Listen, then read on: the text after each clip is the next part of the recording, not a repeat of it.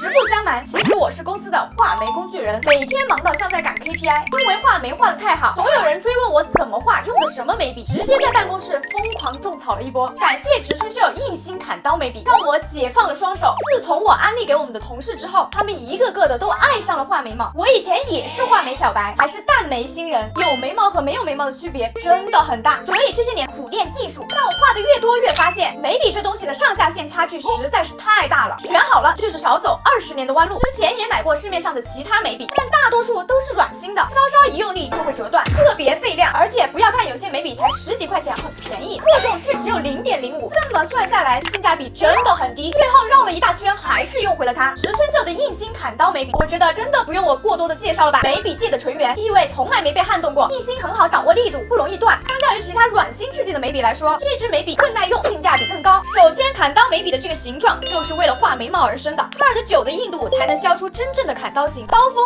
刀尖、刀面分工明确，落笔成锋，能画出根根分明的妈生感毛流，普通的眉笔根本没法比。而且它是遇油激活的配方，只在有油脂的皮肤上显色，不仅仅在底妆上，在我们平常护肤之后涂完防晒隔离，用它就能画出很干净流畅的线条。我自己的眉毛呢比较淡，用它反复填充都不会搓泥，不会像其他的软性眉笔一样，眉毛越画越生硬，越画越脏。用它画出来的毛流呢就很自然，更不会出现稍一用力眉笔就突然折断的情况。画眉的时候呢，先用刀锋勾勒出眉毛的毛流，然后再用刀尖打造出短簇的绒毛，精准的填补下眉毛之间的空隙。现在已经可以看出来野生眉的雏形了。然后再用刀面平着横扫铺色，就这3步，不会画眉毛的姐妹都能轻松上手。而且砍刀眉笔相较于其他的软芯眉笔来说，更好掌控力度，3两笔就能画出根根分明的野生眉。不仅如此，持妆力还很强，出门一整天都不带掉的，蹭都蹭不掉。而且不管是防水还是防油能力，都比软芯眉笔高出一大截。还有一个你们很关心的问题，有的姐妹说自己不会削，直接拿去专柜就可以体验免费削笔服务，真的是我饭都喂到嘴边了。再不会画野生眉，我真的会生气。而且38大促已经开始了，据说这次的优惠力度很大，还不赶紧叫上你的姐妹们跟你一起囤起来。